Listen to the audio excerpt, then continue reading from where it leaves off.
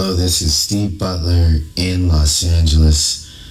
I am a Cryptologic calligraphy analyst for criminal communications that has been working on certain cold cases that have existed in America since 1966. Unfortunately, my work has shown me that the person that I believe to be responsible for these crimes is, one, still alive, and two, connected to probably some of the most famous cold cases in our history.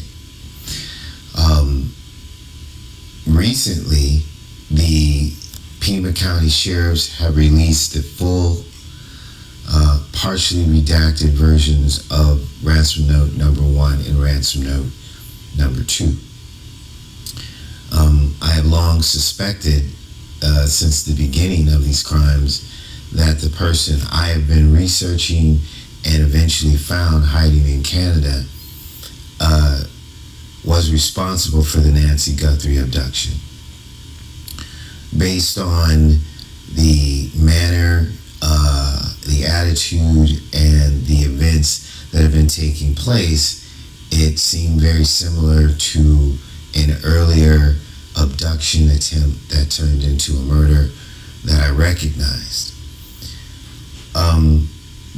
What I can do is look at actual text of ransom notes and other criminal communications from this individual and identify over a 60-year lineage of a very unique style of communication that is based in intelligence coding, but using a type of characteristic calligraphy and artwork that is solely unique to this person. I want to help. It is hard to get people to listen to you. It is hard to get people to believe you when they don't have either the background or the knowledge to understand what it is that you're talking about.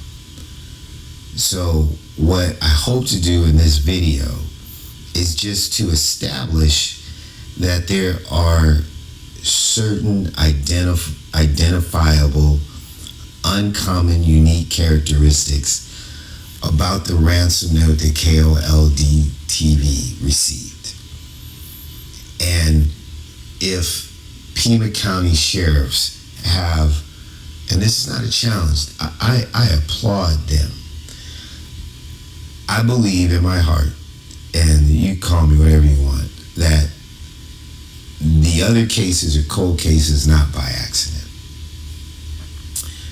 Because in our research, we have reason to believe that this individual is connected to a very, very, very, very highly classified case that was established sometime in, I think, between 73 and 74. And even though I don't work for the government, I'm not legally bound to not disclose the classified information that I've become aware of through my own efforts outside of the government through the research of publicly available documents.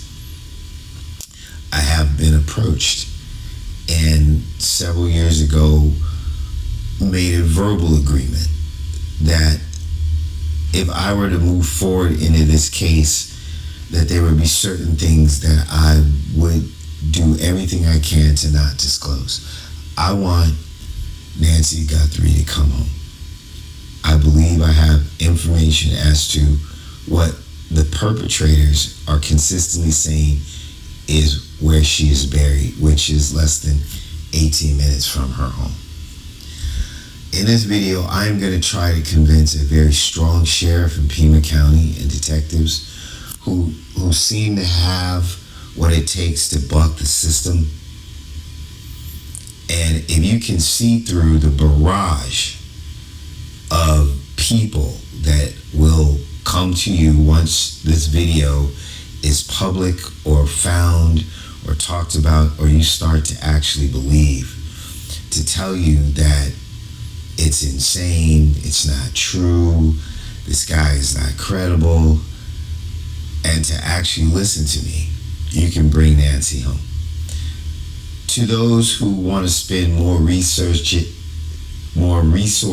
and time trying to destroy myself and my credibility in order to maintain this cover of the intelligence and the classified nature of what I'm about to get into at some level, know that I am sensitive to the government's right to keep certain things secret in order for the public to move forward past certain events that, in essence, they're knowing to you believe is not in their best interest or their safety, or that it helps the government in order to move forward.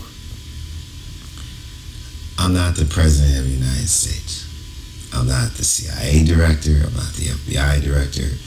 I'm a guy in Los Angeles with a unique talent. I'm also a human being, and I'm a very good person. And I've always been taught that the truth, as harsh as it may be, is the only thing that you can count on. I wasn't going to give a long speech before I did this, but I felt like I needed to put it into context because I know the torrent of pushback that's about to come.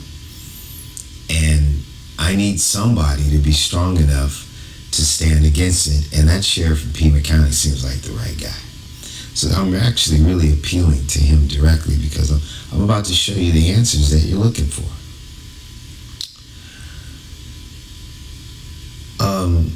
Before I get into this, which I'm about to, I'm trying to think of something in my family that was really important.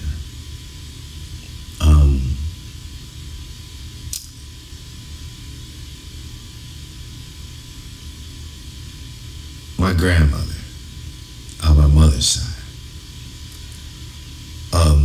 she got to an age where she really didn't care what people thought, or what she said, or what she did. And she said one day to me, she said, "What are you about to do?" I said, "I'm about to become an investment banker." She promised me that you're not going to be one of the bad ones. You'll be one of the good ones. I said, "You have my word." Despite what anybody might say about me, I've never lied to anybody. I've never cheated anybody. And I've always disclosed the risk involved in investing. And for the good ones and the bad ones, I've always stuck by my clients and told the truth and taken it on the chin when things didn't work out. And I was very humble when things did work out. When my grandmother passed away, and my mother called me and said, "Your grandma died yesterday," it was approximately 2 days after I had gone to the home at about, 1, 2 in the morning, something like that. You're not supposed to get in after 10 o'clock. When I got there, they said, "Oh, it's Steve." And they let me into my grandmother's. And I had bought her this really big teddy bear. And the room was all lit up, the TV was on, and her and I sat there, I think we watched the Golden Girls, and just laughed our heads off. I gave her a kiss, and I left. I was at a place in Venice, California, Marina del Rey. I was sitting at a table overlooking the Pacific Ocean, and I could feel in my body that my grandmother was passing. My phone rang, and I saw it was my mother. I automatically knew what the news was going to be. And she said, "Your grandmother just died." That's all she said. I said, "Thank you." A wind kind of blew, and I called an ex-girlfriend of mine on the East Coast, and she already knew. She said, "A wind just came through my apartment." I said, "Grandma just died." She must have came through to tell you hi. I understand the pain of loss. My grandmother died of natural causes. I can't imagine the pain in Savannah Guthrie's heart right now. When they put my grandmother in the ground, I had a new girlfriend. A really lovely woman who's turned out to be a great mother, who's raising a son on her own. It's not my son, but I look at him like my son. I love him. And she was holding me when everybody left. And you know how they start pulling everything away and the tractor comes up and all of a sudden it goes from a celebration to just the cold hard facts that they're about to put somebody in the ground that you love. I stayed as they cranked that casket down into the dirt. And the only thing that kept me from crawling in there and letting them put the dirt on top of me with my grandmother was the girl I was with that day.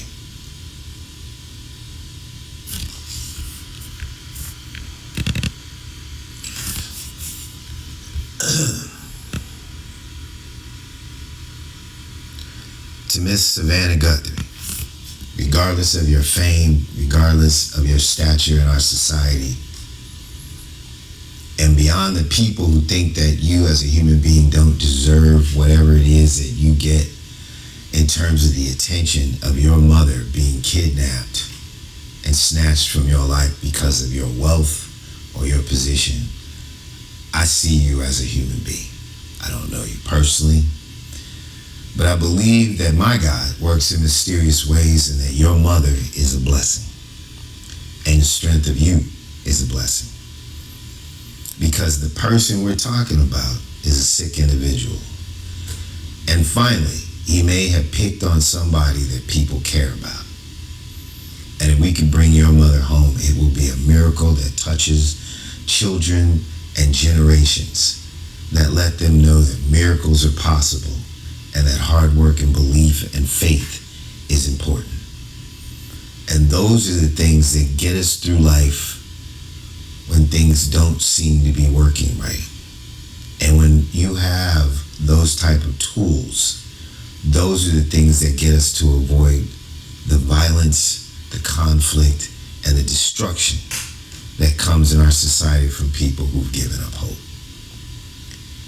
You say that you are in a nightmare that will not end, and that nothing about your situation has changed, and you will never stop looking for your mother, and that you are asking, begging for someone to do the right thing. Help you and your family find your mother and tell us where to look for her. Ma'am, I'm about to give the Pima County Sheriff everything he needs to at least know where the people who created that ransom note, which I believe is valid and real, have said your mother is buried. Here comes my presentation. So, this is the Nancy Guthrie note number 1 code verification. We believe that the code that is being used in this ransom note derives from an intelligence protocol of a group that I'm not going to name currently because I don't want to prejudice your thoughts as we move forward through this. But they are people who had naval intelligence associations throughout the years, and there is a person who broke off from the group who can only be considered a psychopath. That for some reason, in a revolutionary movement within our country, his services were needed, but at some point, the darker nature of him took place, and his anger towards the people who wanted to separate themselves and those who couldn't or didn't want to stop him in order to keep this information secret allowed him to continue to exist and reign terror in our society. So, in that protocol, communication that's coded needs to have certain verifications, right? So here is the note, slightly redacted, but what I can tell you right now is what I've been wondering. Was it a typed written note within the text of an email, or was it handwritten, or how was it delivered? Even though we're just getting this picture and they haven't told us anything, right?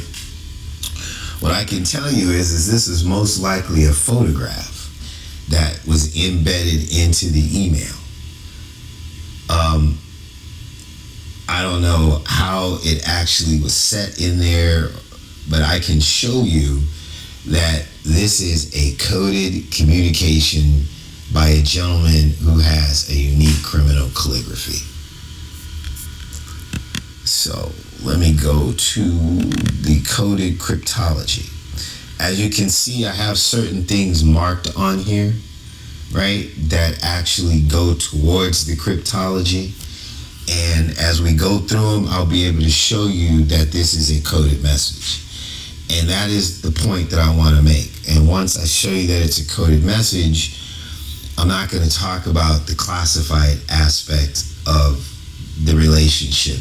I'm going to hope that Pima County sheriffs approach me at that point and allow me to guide them through additional information that will give them the confidence that I know what I'm talking about, so that they can see other communications that identify the people that are associated with this abduction, and hopefully recover Miss Nancy from where they say she is. So we're just going to get into the hardcore work right now, and I hope you bear with me.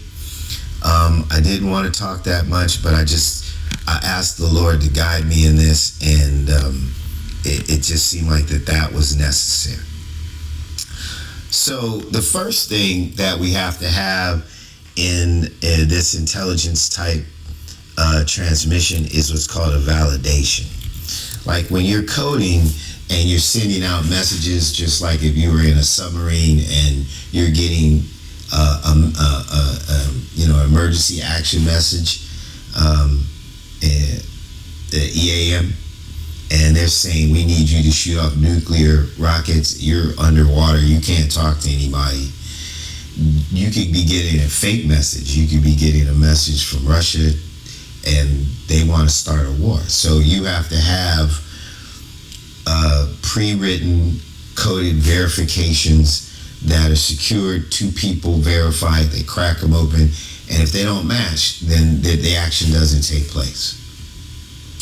It's the same if you're just, in a war and you're out in the field and you're trying to communicate with a reconnaissance mission. There are validations that need to take place. It's the same when kids are playing. When you're playing spy and you're a little kid, right? And you say, hey, the secret word is cookie dough. But I want you to say dough cookie as if it was a person, and you'll know it's me. So that when the parents come, if they figured out your code and they go cookie dough, you know that it's not your friend, even if they can fake his voice, right?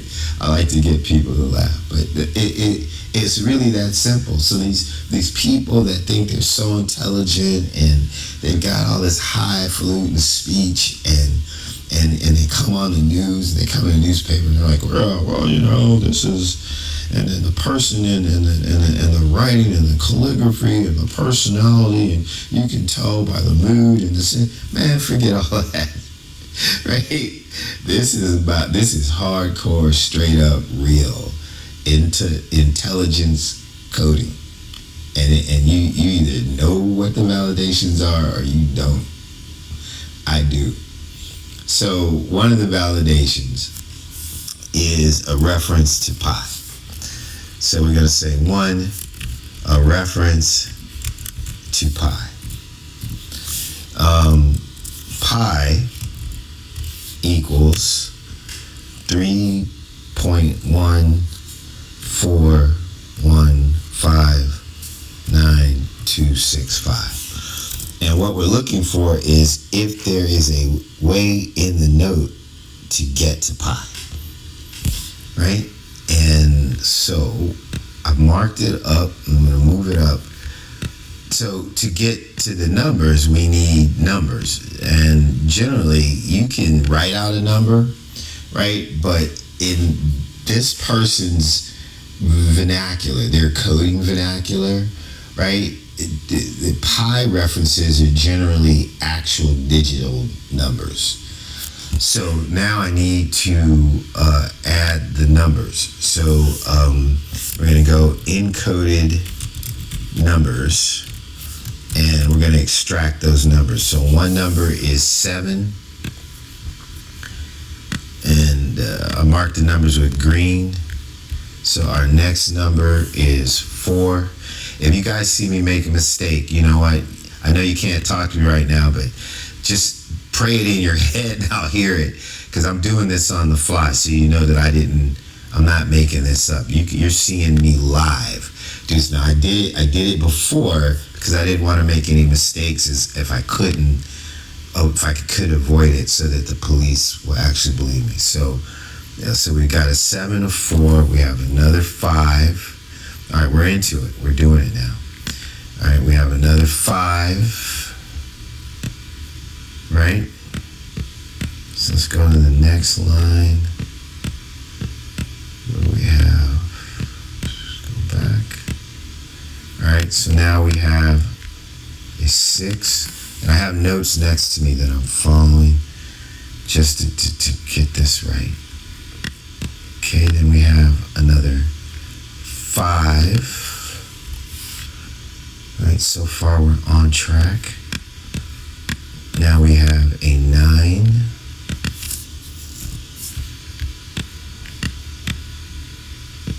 All right. Then we're coming back to the next line. So the 12 is actually a 1 and a 2. And past that. Alright, last deadline. And we're rolling back. And it is a 9 and a 5. Some of the older people might remember back when we were younger and they called it new math, right? Which is old as dirt now. And we had things called word problems, where you would actually have like text, a paragraph, and it would actually give you some numbers to actually work out a mathematical problem. You had to extract the numbers and figure out the formula that you needed to use to solve based on the paragraph. Like if a train leaves Los Angeles at 12 o'clock and gets to San Francisco at 5 o'clock going 55 miles per hour, how long would it take a train from San Francisco to get to Los Angeles going at 105 miles per hour? That's how this works. So even though it's saying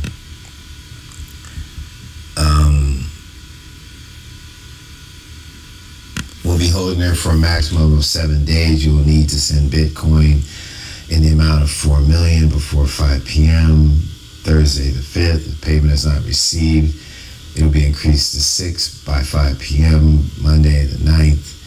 And below she will be released 12 hours, blah, blah, blah, on Monday the 9th and the 5th.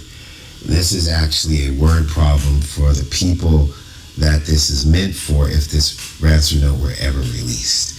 Because Nancy Guthrie and Savannah Guthrie's family are not the only people that are being extorted with this communication. That's something I'll have to explain later. But there are 2 messages in here. And the only way that this thing was going to be released is if Miss Nancy was released and they decided to release it, or she died and they decided to release it. So how they were going to do the second extortion, I don't know, but this is not the first time that they've done this, right? So the code is not meant for the Guthrie family. What you have to understand is, I think, is that the demand here that is literal, that you can read without the code, was a shot. Like, they took a shot that she was going to pay the money and that they returned Nancy Guthrie with unharmed, and they would have that cash.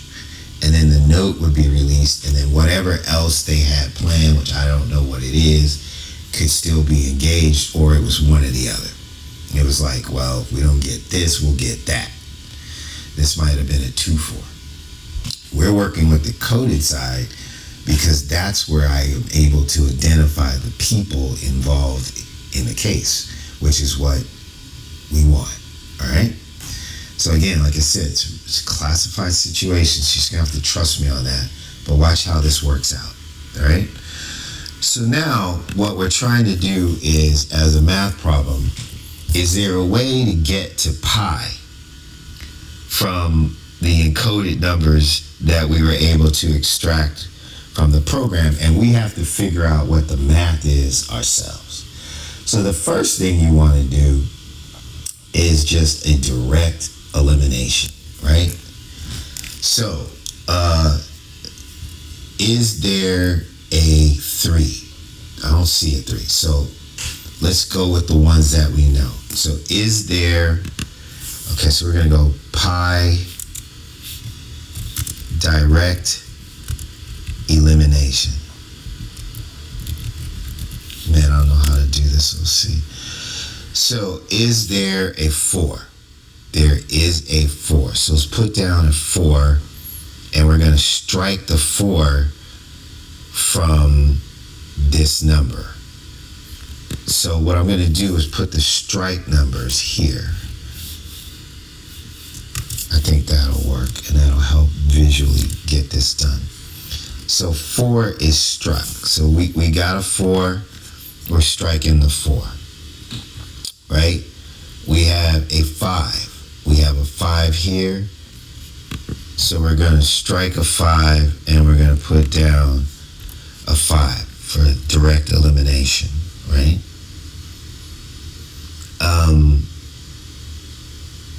Do we have another 5? We do. We have another 5. So there's a 5 here. So we're going to strike that 5 and put down this 5, right? And so we've eliminated 1 4 and 2 5s. Is there a 6? There is a 6.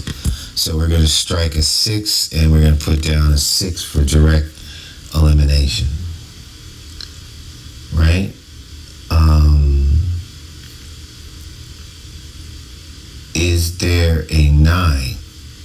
There is a 9. So we're going to put down the 9 as a strike number and put down a 9 for direct elimination. Alright.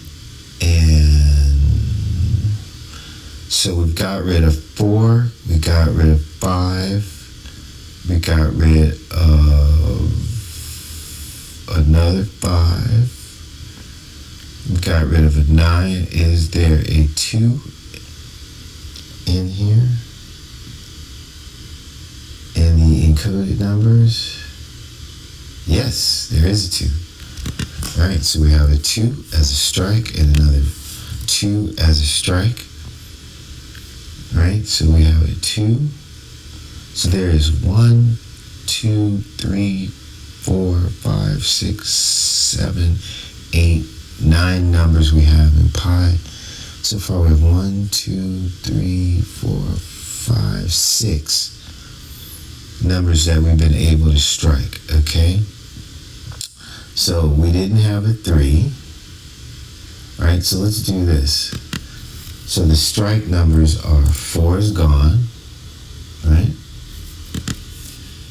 5 is gone. 6 is gone.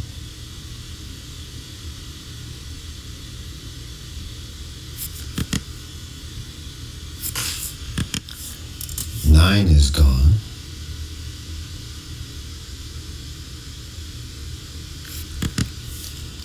Two is gone. Right? Is there a 1? We do have a 1 in the strike numbers. No, wait, did I already use the 1? Oh, there's 2 1s. Okay, so there's a 1. We're going to put down a 1 in the strike numbers. Right? So a 1 is gone.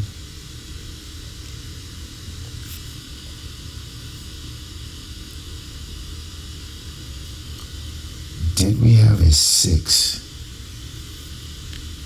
Oh, 6. Oh, wait. Okay, so there's a 6. So the numbers that we have left are 3, 1, and 5. Right?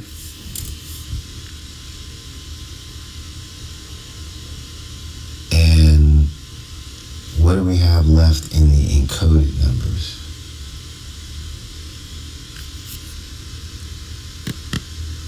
4 is gone.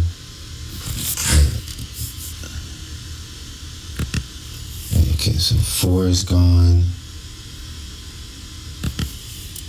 5 is gone. Another 5 is gone. We had a 6. 6 is gone.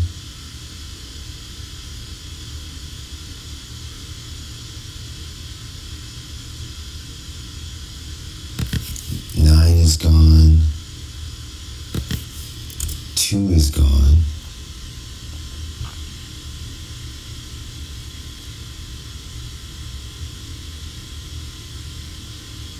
What were the original coded numbers again?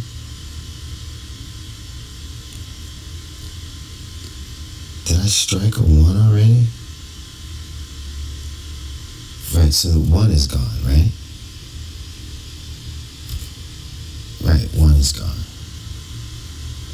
So that leaves us with 7595. 7595 to achieve 3, 1, and 5. Man, let's see. So I can get 3. So 3 can equal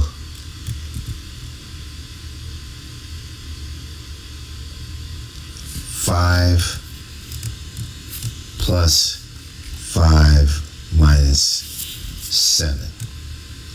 So we got that.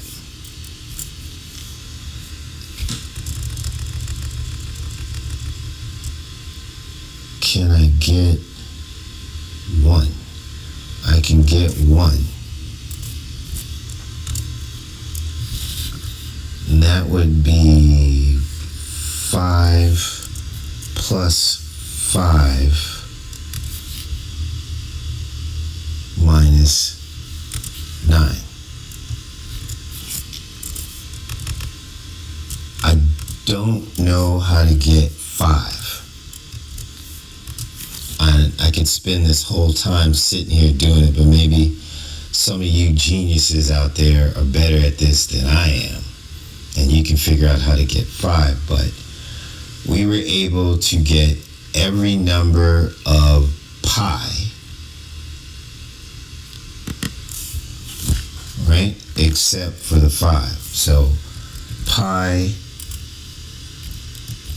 equals, pi equals 3.14159265. So in the validation for pi, it's generally a reference to pi, but in a couple of communications lately, we were able to solve for every single number in pi. But there's other validations in here, and I hope that not being able to figure out how to get to that last 5 doesn't deter you to see the other validations that are in here. I'll come back to it. Some genius out there, if you can figure it out, work on that and get back to me on how to get to that 5, or see if I made any mathematical errors in that.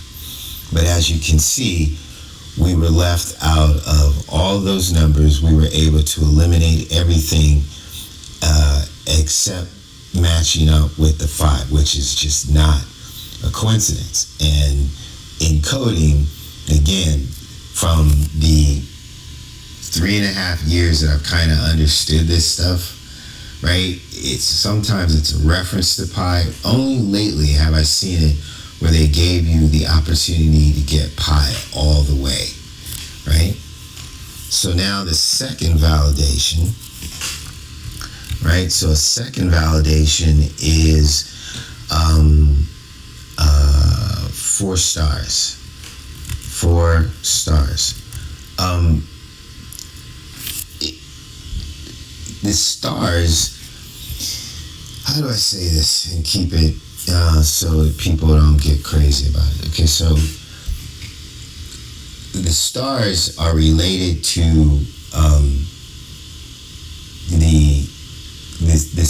the bars that were attached to an SS uniform. That's all I can tell you. All right, so in this document right here, I imagine that this is how they got it, and when we receive it out here in the public, we're thinking that this is coming from the Pima County Sheriff's, and that the email is just behind that. That is part of this calligraphy, and the fact that they didn't tell us that is going to give this more credibility. So this is not an actual Pima County Sheriff sticker on the ransom note. This is what the person who created this note put on here. This is part of his Cryptologic calligraphy. It's art. And as you can tell, that is a person. That is a person. And these look like some type of heads, perhaps. This is not real. This is what this guy does. That's how unique it is, and how you know that this is a contrived, constructed, cryptologic intelligence communication from this specific person. So the next validation is 4 stars. I thought I could get the 4 stars from this part, where there's a star, there's a star, there's a star. This looks kind of like a person and another star. So let me show you that. Whoops. Let me show you that. But then I look down there and I'm like, that's much better. So I thought that was a star. That's a star. You know how it says this is required, this information is required. There's nothing in the subject, nothing in the email address. I guess it is here. Oh, news tip. So there are stuff in there, right? So it's 1, 2, 3, right? And then the 4th one, see, that one to me looked more like a little person or something. So I was like, excuse me. So I thought, well, maybe that's not a star. It looks like a little fat guy, right? And so I blocked it out, and I said, okay, those are the 4 stars. And then I was able to come over here, and I found a much better example of the 4 stars. So on the star, which is the badge, right? Oh, excuse me. It's supposed to be not 4 stars, but 5 stars, right? Is it 4 stars or 5 stars? So it's 2 lightning bolts and 2 lightning bolts and 5 stars. So 4 stars, excuse me. My bad, and that helps. I do these live. I don't do it scripted, so that you know that it's authentic.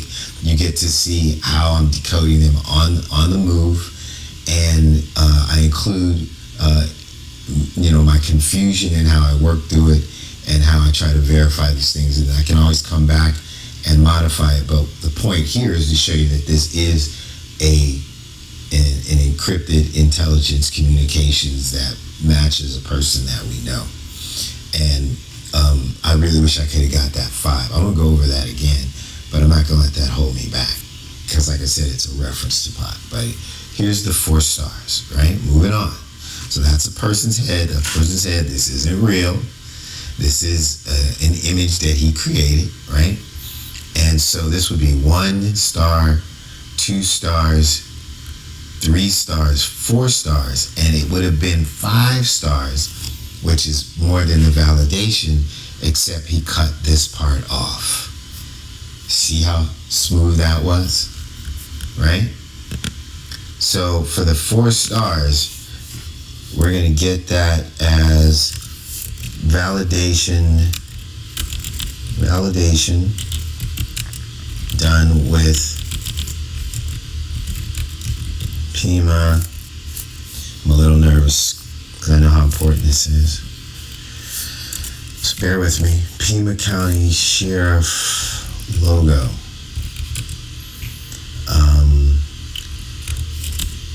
4 points on the star, making the 4-star validation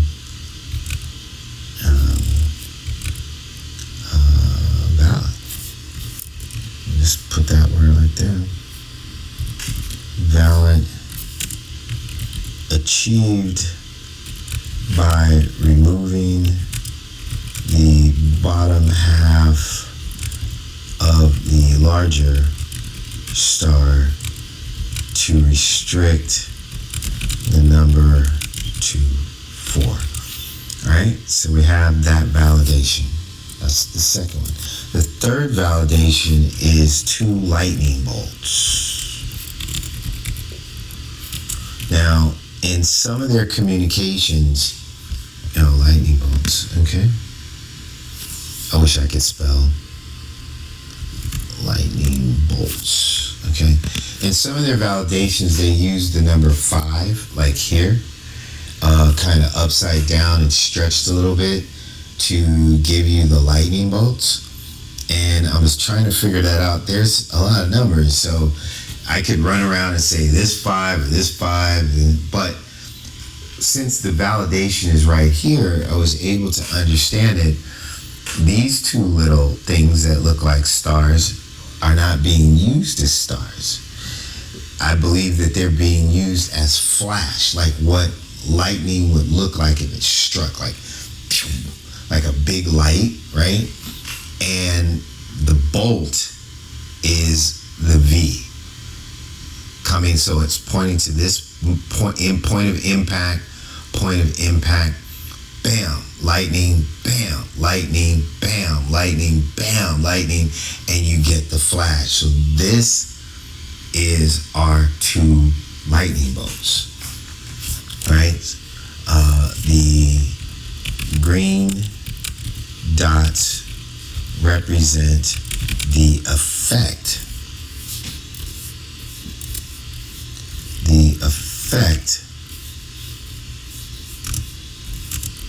of a lightning, right? That's better, right? A lightning strike resulting in a flash at 2 points on the sheriff's star to give us our 2-star validation. Now considered valid. I hope it's not too boring, but this is just hard work. I know the answers to these people's things. I know what's going on, and I want you to believe me. So I'm just giving it to you raw, right? But there is more, that you'll see that kind of really nails it down. So we have reference to pi, right? And we have 4 stars and 2 lightning bolts. The other thing that they have, because they adopted this German stuff as part of their validations. I don't know any of them to be racist at all. They're totally mixed in their racial makeup within the group. I don't know why they use these type of things for their coding validations.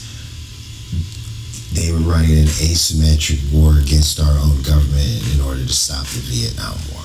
I can tell you that much. So maybe that was their way of saying that, we're at war with our own country, and they were using another country's insignias for their validations because they were trying to keep their information secret, and people wouldn't probably think that it was a U.S. intelligence protocol. It is what it is, right? All right, so that being said, there needs to be 2 H's as the 4th validation. And so here's one of the H's, and there's the other H. I can't find another H in this area. So now you're really seeing how this works.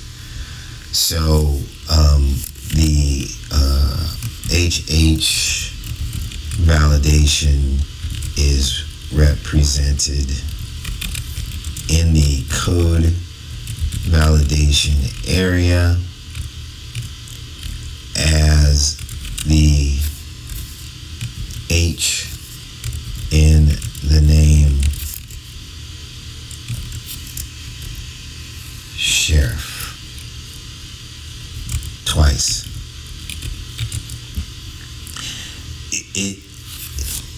Somebody right now is saying, how do you know those are the validations? So I have history for that, and I don't want to go through it in here. If Pima County sheriffs contact me, I can show you that these are the validations. But the fact that this is on this document and that these validations are in that one area is not a coincidence, is not an accident. This should be enough right here for you to want to know what else I know, but I'm going to continue. There's supposed to be one more validation, and like I said, I'm trying to be as careful as possible, and that's 88, and everybody knows that HH is the 8th letter of the alphabet. Ladies and gentlemen, based on the reference to pi, the 4 stars,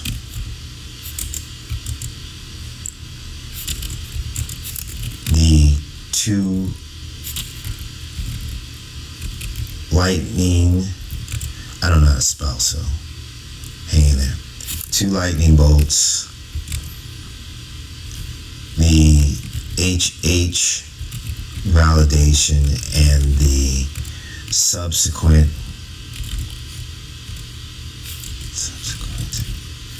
please help me spell check, and the subsequent reference that can be derived from that.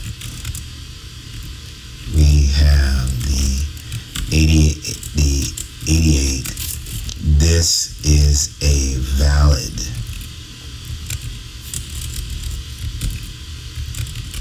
security validation. Validation of the members of the specific group of people that we believe are involved Nancy Guthrie abduction.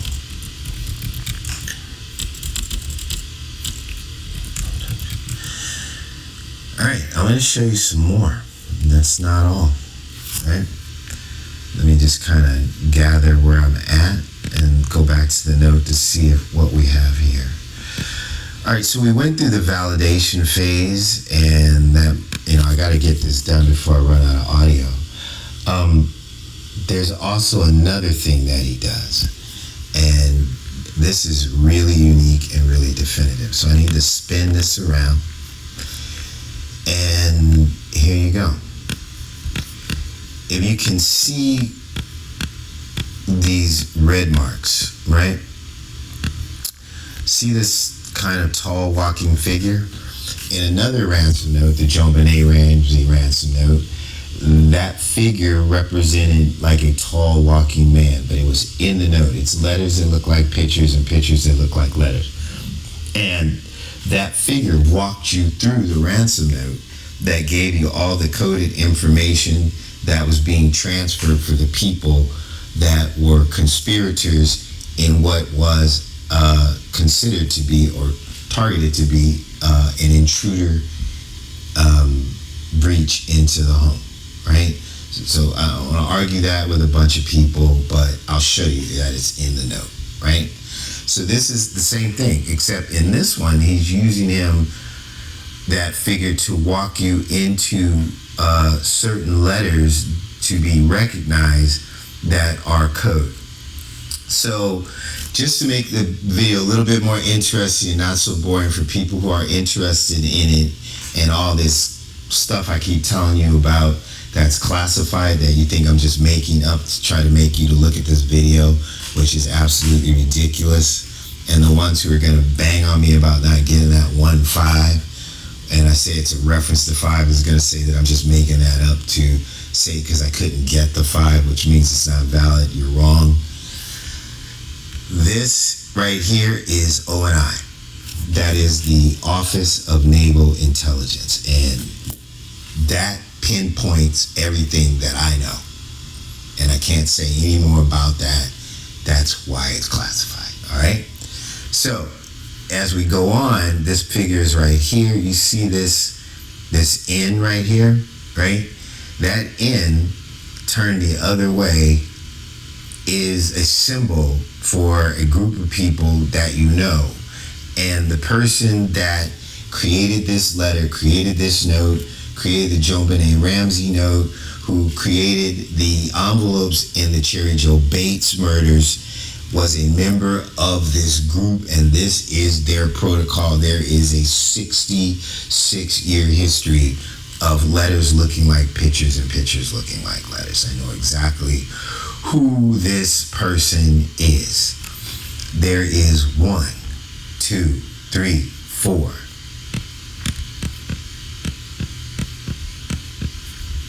5, 6.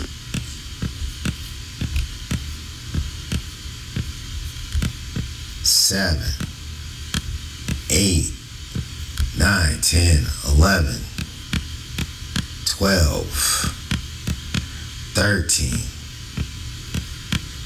There's at least 13 or 14 like 15. I might have skipped a few, 16, 17. There are like 17 or 18 different places in this ransom note upside down where this figure right here, that figure is shown and is telling us to drag letters out of here that create an entirely different message out of the ransom note. This is a coded creation. All right? Take my word for it. So we're going to put on here additional validation is letters that look like pictures and pictures that look like letters. So that's done. All right. There's something else I want to show you that is real important, and I'm trying to get to the end of this, but I just need to give this to you. So I didn't mark this one right here because I wanted you not see that all those were alike. But that right there, you see that part right there? That is a hockey player, right? And this right here is the name of the person who created this note, and that is his personal identification marker because he's in Canada. He's a fugitive from the United States who faked his death in 1971, and he exists in Canada as a priest. He used to be the pastor of St. John Apostle in Kingston, Ontario, and recently is now been released from that position because he's under investigation for the embezzlement of $630,000 in over 1,130 irregular transactions since 2019. So when I told people that a guy faked his death, moved to Canada, we found him, he's a priest, and that he was involved in the Joan Benet Ramsey ransom note and abduction and murder, or attempted abduction and murder, and that he has now done the same thing in the Nancy Guthrie case, they laughed and they said, yeah, a priest. Why not? If you were a fugitive on the run, what job could you get where they don't want fingerprints? They don't care about your background, and you say an act of contrition, and they say go ahead, do your job. Till you start stealing the money, right? Well, that means he's been a priest at least 40 years from what we can track online, which means he was a priest when he did the Joan Benet thing. So his character says that he's capable of doing this. Let me take a look. Let's see. Let's take this down. And let's move away from this document for a minute. So, to give you more instructional validation about what I'm talking about, let's go to the Joan Benet Ramsey ransom note. The only reason I want to do this is because I want to show you that I'm not making this up. So, in the Joan Benet Ramsey ransom note, there's your figure, what we call the tall walking man. It's kind of the same figure. It walks you through the note. It's all over the place. There it is again. And there's your hockey player. See the hockey leg mask, the stick. He's just more subtle in the other one. So this is the Joan Benet Ramsey ransom note. This is not handwriting, ladies and gentlemen. This is not a person trying to hide their handwriting. This is letters that look like pictures and pictures that look like letters. This right here is his self-representation of him, right? Saying that he's 100% back.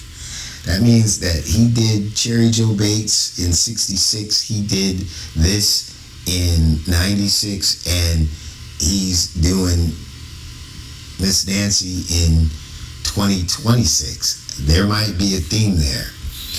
What a lot of people don't want you to believe is that there was possibly an intruder in the Joan Benet Ramsey ransom, right? Within this note, there is a figure that represents a person in what I call a makeshift hazmat suit with a black flashlight, right? And this word right here is actually a map that gets you through the house, up the stairs. So you enter into the house, right? Here's the intruder. Here he is again. It's telling him how to get around the back of the house, get into the house, the intruder to go upstairs, right? Go into Joan Benet Ramsey's room, come out, avoid going to the third floor to go through the children's playroom, come around the other side. There's another set of stairs that allows you to take the girl, Joan Benet Ramsey, into the basement and then exit. I did a whole video on that. What does that look like? That looks like the door guy in the Nancy Guthrie thing, right? They are the same people. This is absolutely code, and I absolutely know who the person is.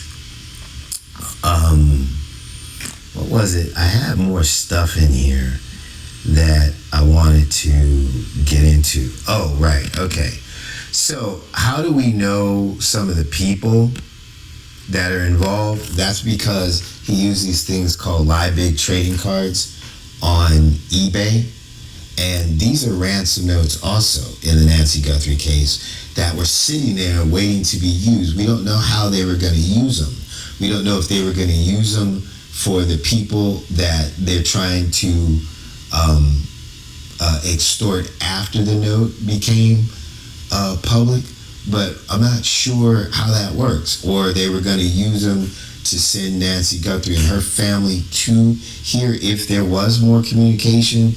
But right here, that's your Bitcoin guy in front of a computer, right?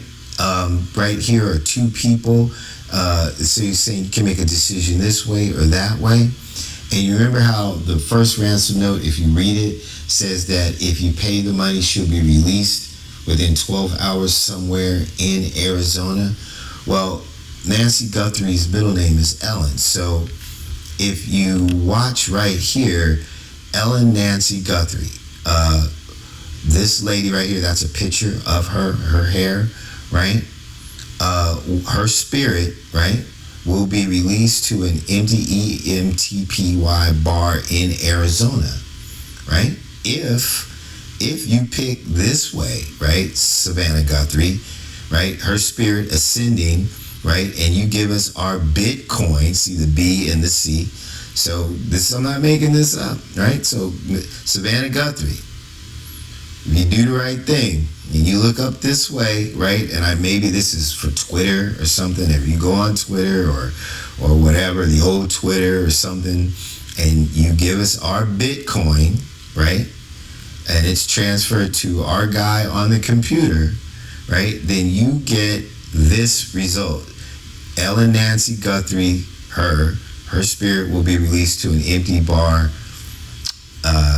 in Arizona. But if you go this way and you don't pay us our money, then she's gonna be wrapped up in somewhere and get GSR. So we're able from things like this, these Liebig trading cards, to actually identify associated members of the group. I can tell you their names, where they are. They're all associated with the University of Arizona.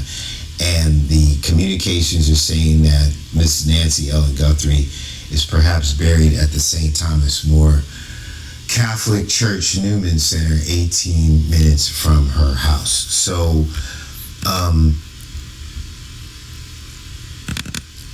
this picture right here is the communication that kind of describes that, right? And we know who she is. We know who she is. We believe we know who that is representing. This guy we don't think is part of the group. We believe that he's the motive because he looks like another person that we understand what the motive was for the people on the ground that we think were convinced by the mastermind in Canada about what this was about, who probably had no idea about the secondary involved intelligence in the letter, which is an extortion of people that he's known for 60 years that were involved in military intelligence in the Navy based in the ONI that is classified. So that letter has a dual purpose. But on the ground, we believe that these were good people who thought they were striking a blow for a good cause, who never intended to hurt Nancy Guthrie, thought that this would go off without a hitch, that Savannah would pay, or that she's so famous that other people would give her the money and that they would have cash, right, or money to ensure against a litigation that was taking place at the University of Arizona that was related directly to the Catalina Foothills Elementary School District. That's why Catalina Foothills, that's why Nancy Guthrie, that's why Savannah Guthrie. They thought they were going to make a blow for their cause, use celebrity in order to buffer a negative judgment in a lawsuit, to make sure that people that were named in the lawsuit would not have to suffer a financial burden because they fought what they believed was discrimination and anti-LGBTQ sentiment. Now you have an answer for why that area and why those people. These are not evil people. They were duped by a con man who knows how to get people to do dirt so that he can do more dirt. And they probably had no idea about the alternative, why he didn't ever care about the money. And when Nancy Guthrie passed away, these people were left out on a string, and his plan was still in effect because it doesn't start until the ransom note was released. So he lied to all these people, and you should all turn on him, turn yourselves in, and tell the truth. So it's saying basically that these girls buried Nancy Guthrie, the two women, and that makes sense to us. And that this person right here oversaw that and knows where it is. We know who she is. That makes sense. And that if it's in a church, you would enter into the church, right? Go past the pews. They're the pews right there, right?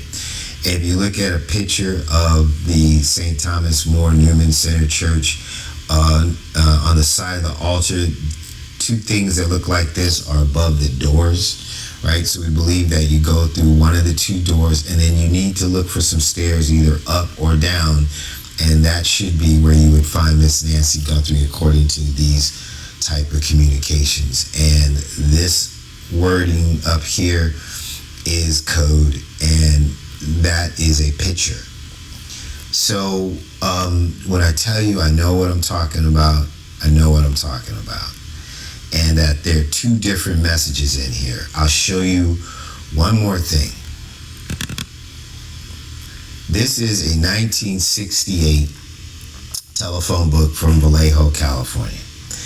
And right here you see Al L. Jr. and a telephone number, and it's 1906 Tulumne Street in Vallejo, and it's on the corner of Tulumne and Del Mar, right? Terry Al L. Jr. This is the Z408 cipher in the Zodiac case, which is what I didn't want to say in the beginning because now everybody's going to just go crazy. But he's a real person. They were a group, and just forget all that you know.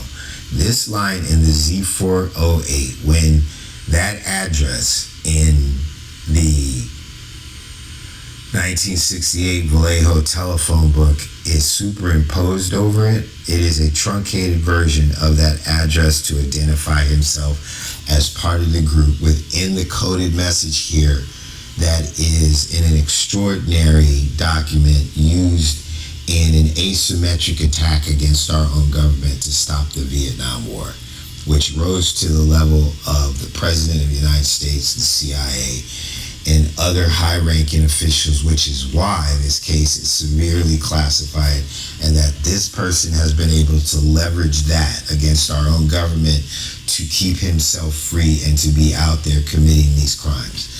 If we have the courage to move forward and the tenacity and the awareness to make sure that that classified information does not have to be used in order to convict him of this crime and the Cherry Joe Bates crime or the JonBenet Ramsey crimes, we can get Nancy back without the government interfering in the operations of the local sheriffs in order to move this prosecution forward, and not to attack me so much that you don't use the information I'm giving, which has been a struggle.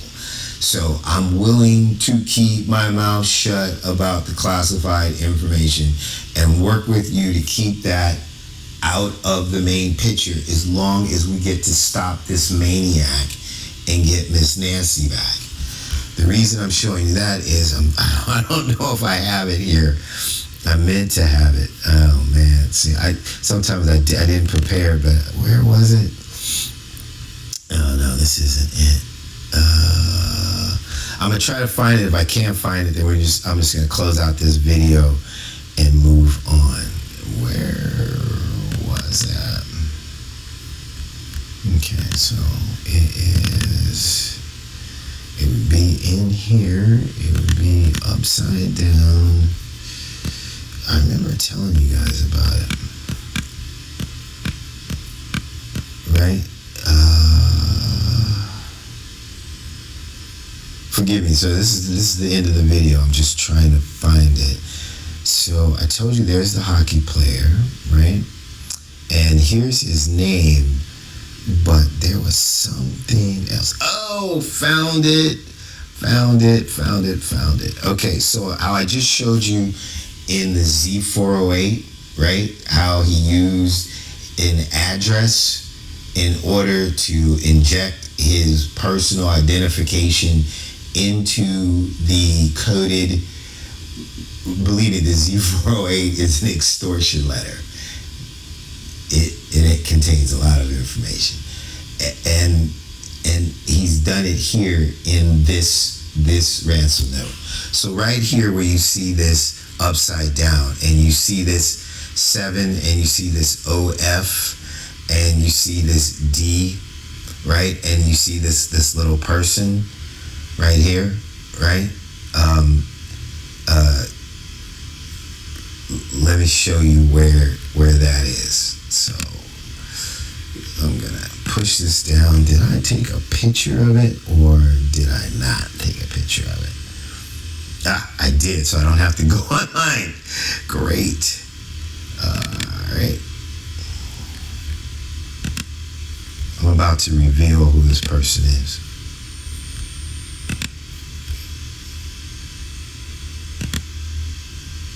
Is this it?